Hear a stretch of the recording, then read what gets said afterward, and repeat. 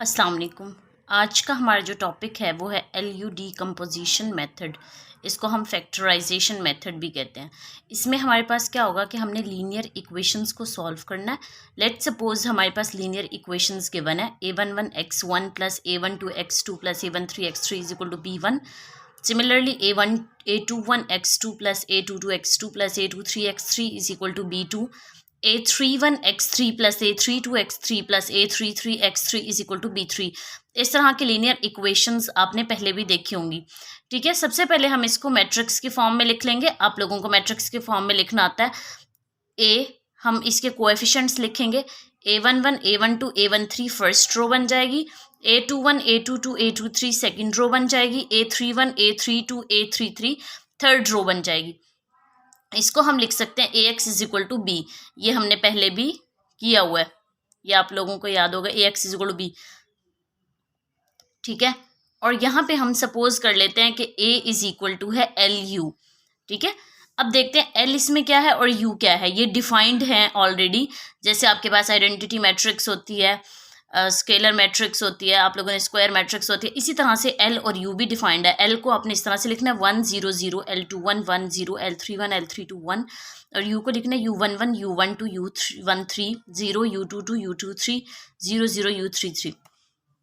अब हमने कहा था ax is equal to B, तो यहाँ से हमने a को सपोज किया था LU, तो a की जगह हम पुट कर देंगे LU और x एज इट इज आ जाएगा LU x is equal to B. अब यहाँ पे हम UX को सपोज करते हैं कि इक्वल टू y है, तो हमारे पास आ जाएगा LY is equal to B. मैं अभी आपको जनरल बता रही हूँ कि जनरली किस तरह से सॉल्व करना है क्वेश्चन को। हम एग्जाम्पल लेके सॉल्व करेंगे तो आप लोगों को प्रैक्टिस के दौरान ईजिली समझ आ जाएगी। ठीक है, इन comparing element of L and U आपने क्या करना है, first row of U11 U12 13, फिर फर्स्ट कॉलम L के, फिर second row U, second column of L, third row of U। ये लिखने का तरीका है। तो factorization method is also called, यहाँ पे आप इसको चॉक्स्कीज मेथड भी कहते हैं। ठीक है, अच्छा, अब सॉल्व किस तरह से करना है, ये अभी ना आपको सही से समझ नहीं आए होंगे। जब आप करोगे ना तो आपको इजीली समझ आ जाएंगे। Solve the following system of equation by LU decomposition method.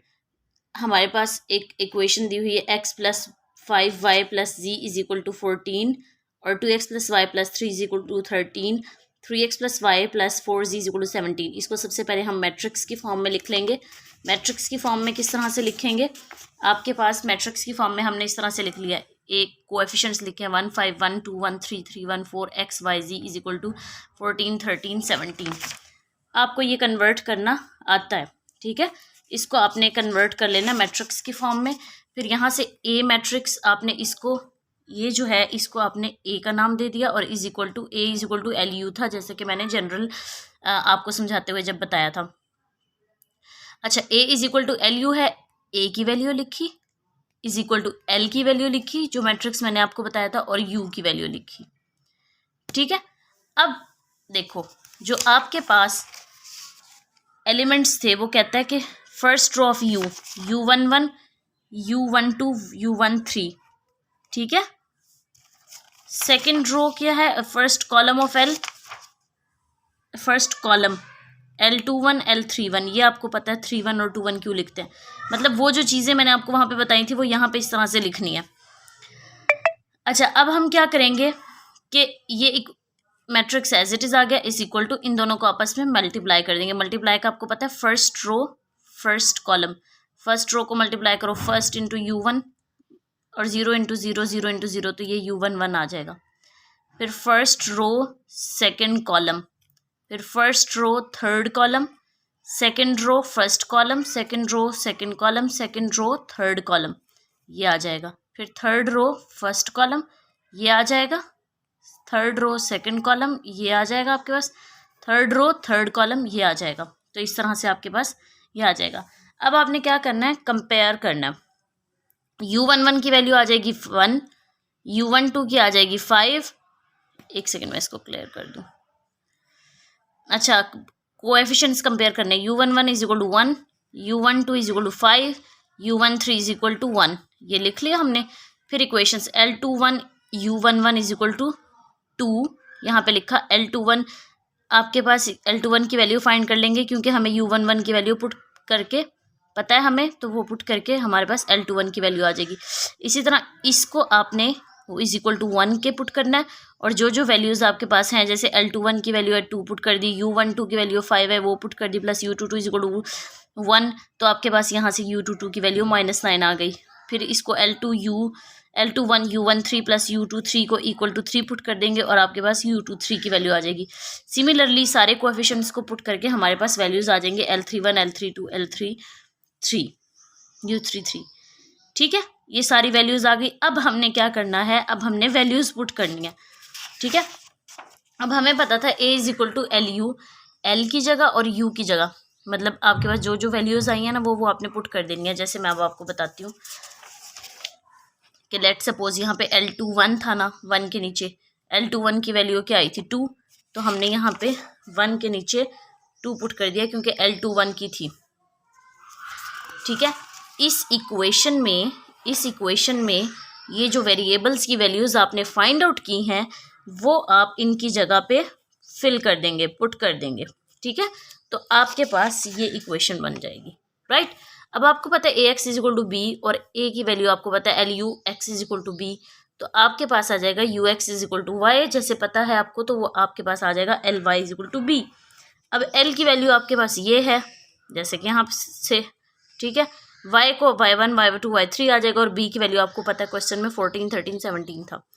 तो अब आपने क्या करना है, यहाँ पे मल्टीप्लिकेशन करनी है, तो आपके पास y1 y2 y3 की वैल्यूज़ आ जाएंगी।